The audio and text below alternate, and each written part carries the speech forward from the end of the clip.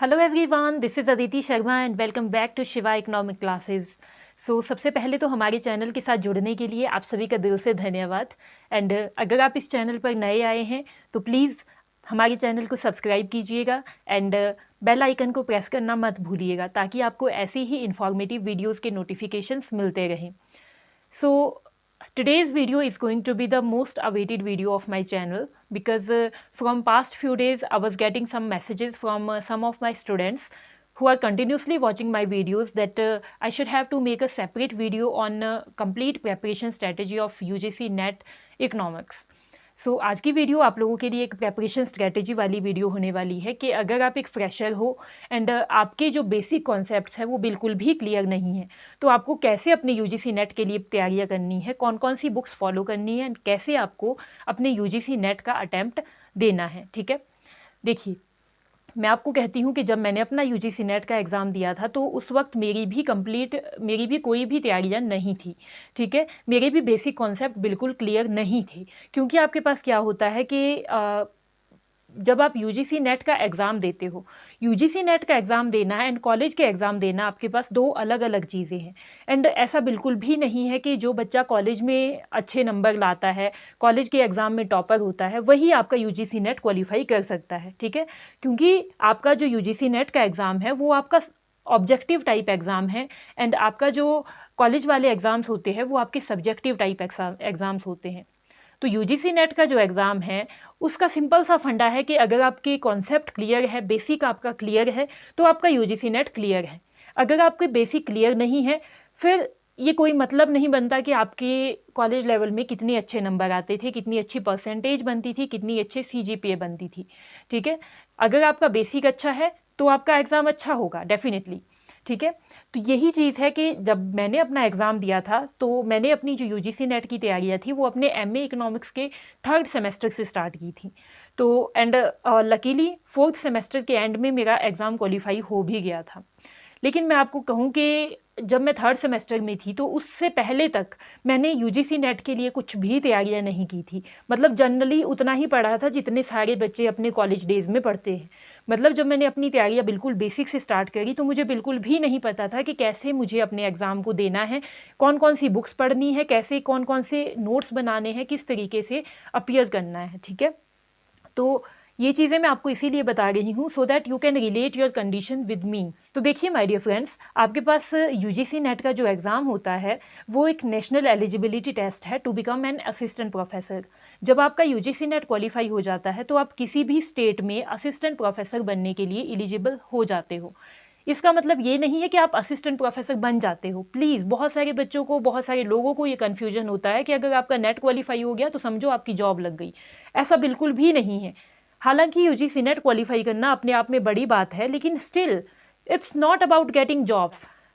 Job आपको कब मिलेगी? जब आपका असिस्टेंट प्रोफेसर का कमीशन क्वालिफाई हो जाएगा। ठीक है, तो उसके बाद आपको जो है जॉब मिलेगी।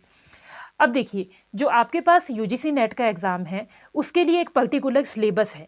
सिलेबस आपको कहाँ मिलेगा? एनटीए की वेबसाइट पर। एनटीए है आपकी नेशनल टेस्टिंग एजेंसी जो कि आपके नेट के एग्ज़ाम को कंडक्ट करवाती है। तो एनटीए की वेबसाइट पर जब आप जाते हो तो वहाँ से आपको अपना यूजीसी नेट इकोनॉमिक्स का सिलेबस डाउनलोड करना है, जिसमें आपके पास इकोनॉमिक्स में या फिर कोई भी आपका एग्ज़ाम होता है नेट का किसी भी सब्जेक्ट का, तो आपके उसमें दो एग्ज़ाम्स होते हैं। पहला एग्ज़ाम आपका होता है टीचिंग एंड रिसर्च एप्टीट्यूड का एंड सेकेंड एग्ज़ाम होता है आपका अपने सब्जेक्ट का। तो जो टीचिंग एंड रिसर्च एप्टीट्यूड है वहाँ पे आपके पास 10 यूनिट्स है एंड जो आपके अपने सब्जेक्ट वाले एग्ज़ाम होते हैं उसमें भी आपके पास 10 यूनिट्स होती है।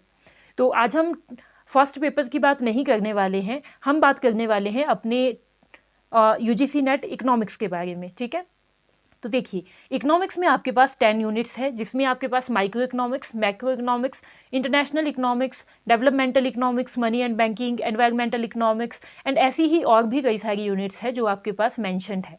तो जब आप सबसे पहले अपनी तैयारियां स्टार्ट करते हो तो पहला फ़र्ज़ आपका क्या बनता है कि आपके पास जो ये सिलेबस है वो रिटन फॉर्म में अवेलेबल होना चाहिए। मतलब आपके फ़ोन में सेव नहीं होना चाहिए, आपके पास रिटन फॉर्म में अवेलेबल होना चाहिए। आपके पास या तो प्रिंट आउट होना चाहिए या तो आप खुद अपने हाथों से अपनी नोटबुक पे ये सिलेबस लिख सकते हो, बट आपके पास syllabus in form of written notes होना चाहिए। ठीक है, ताकि इससे क्या बेनिफिट होगा कि आप जो भी पढ़ोगे, जो भी चीज़ें तैयारियाँ करोगे, वो आपके सिलेबस के अकॉर्डिंग ही होगी, ठीक है। एंड सेकंड स्टेप आपके पास क्या आ जाता है, सेकंड स्टेप आपके पास आता है कि आपको, मैं बिल्कुल वैसे ही आपको बता रही हूँ जैसे मैंने खुद तैयारियाँ स्टार्ट की थी, ठीक है। तो सेकंड स्टेप में आपने क्या करना है कि आपने मार्केट से एक मोटी सी नोटबुक ले लेनी है जिसमें आपके 7 to 8 यूनिट्स अच्छे से कंप्लीट हो जाए, जस्ट लाइक दिस। इस तरीके की आपको मोटी सी नोटबुक लेनी है जिसमें आप देखिए, ये इस टाइप की आपको नोटबुक लेनी है। इसमें आपके कम से कम 7 to 8 यूनिट्स इजीली कवर हो जाएगी। And you are very lucky कि आपका सब्जेक्ट इकोनॉमिक्स है, क्योंकि इकोनॉमिक्स में जब आप नेट का एग्ज़ाम देते हो तो आपको ज़्यादा नोट्स नहीं बनाने पड़ते हैं। आपके पास बस एक नोटबुक, मैं आपको यही कहूँगी कि जितनी मैंने आपको अभी नोटबुक दिखाई है उतने ही आपके नोट्स बनेंगे, क्योंकि इकोनॉमिक्स आपके पास ऐसा सब्जेक्ट है जिसमें आपको एप्लीकेशंस करनी पड़ती है। चीज़ें आपके पास कम है लेकिन आपको एप्लीकेशन करना आना चाहिए, ठीक है। तो देखिए, अब आपने क्या करना है कि जब आपने नोटबुक ले ली तो पहले आपने सबसे पहले स्टार्ट करना है माइक्रो इकोनॉमिक्स। नोटबुक का जो पहला पेज होगा वहाँ पे आपने माइक्रो इकोनॉमिक्स की जितने भी सब यूनिट्स लगी होंगी, जैसे आपके पास कंज्यूमर बिहेवियर थियरी है, प्रोडक्शन थियरी है, कॉस्ट थियरी है, जो आपके पास सिलेबस में लिखा होगा वो सारा अपने पहले अपनी नोटबुक के फर्स्ट पेज पे लिख लेना है, जहाँ से आप माइक्रो इकोनॉमिक्स के नोट्स बनाना स्टार्ट करोगे, ठीक है। तो उसके बाद आपने क्या देखना है कि पहली चीज़ है आपके पास कंज्यूमर बिहेवियर। अब आप कोई भी आप बुक ले सकते हो या किसी यूट्यूब चैनल को रेफ़र कर सकते हो जिससे भी आपको पढ़ना अच्छा लगता है, जहां आपको कंप्लीट नॉलेज मिल जाता है इजीली एंड इजी वर्ड्स में आपको चीज़ें समझ में आ जाती है, तो वहां से आप लोग पढ़ सकते हो। एंड कंज्यूमर बिहेवियर का सबसे पहले आपको पूरी चीज़ें पता करनी है कि यूटिलिटी क्या है, डिमांड क्या है, मार्जिनल यूटिलिटी क्या है, टोटल यूटिलिटी क्या है। जितनी भी चीज़ें आपको कंज्यूमर बिहेवियर थियरी में मिलती है वो सभी जो आपको पता नहीं है वो आपने इन फॉर्म ऑफ शॉर्ट नोट्स जो है उस अपनी नोटबुक में लिख लेनी है, ठीक है। कि इसमें डायग्राम ऐसे बनेगा, इसका मतलब ये होता है। हर एक चीज़ जो आपको नहीं पता है वो आपको इन फॉर्म ऑफ शॉर्ट नोट्स जो है अपने नोट्स में मेंशन करनी है, ठीक है। ऐसे ही नोट्स आपको पूरी माइक्रो इकोनॉमिक्स की सभी यूनिट्स के मतलब जितने भी सब पार्ट्स हैं उन सभी के नोट्स आपने बना लेने हैं, ठीक है।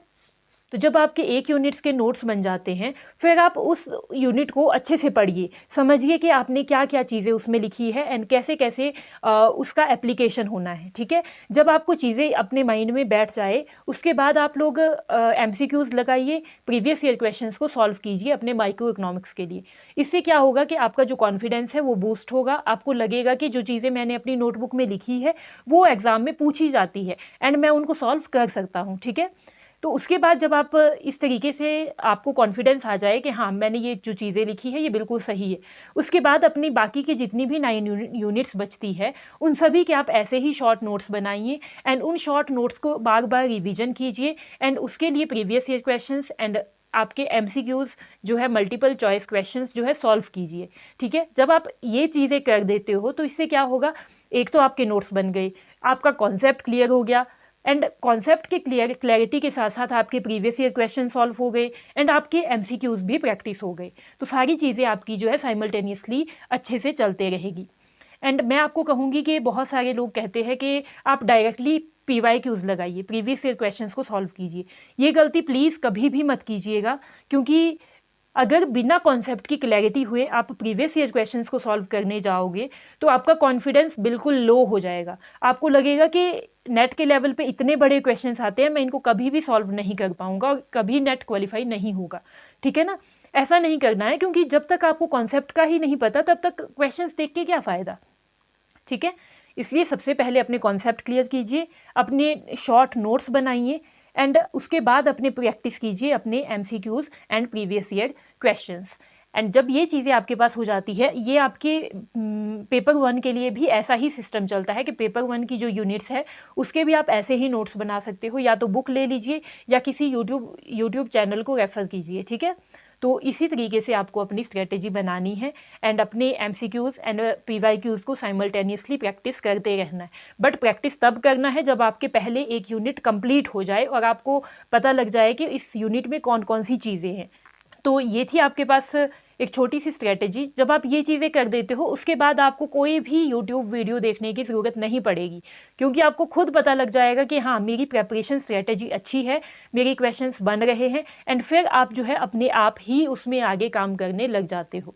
एंड अगर आप यूजीसी नेट इकोनॉमिक्स के स्टूडेंट हो तो मैं आप लोगों के लिए कुछ यूजीसी नेट से रिलेटेड वीडियोस लाना स्टार्ट करने वाली हूँ, जिसमें आप लोगों को सिर्फ इम्पॉर्टेंट चीज़ें मिलेंगी कि यूजीसी नेट के पॉइंट ऑफ व्यू से आपके लिए कौन कौन सी चीज़ें इंपॉर्टेंट है एंड कौन कौन से कॉन्सेप्ट्स का पता आपको होना चाहिए। ठीक है, तो आज की वीडियो में बस इतना ही था। तो आई होप आप लोगों को वीडियो पसंद आएगी। तो वीडियो पसंद आए तो वीडियो को लाइक कीजिएगा, चैनल को सब्सक्राइब कीजिएगा एंड शेयर करना मत भूलिएगा। So all the best and stay tuned.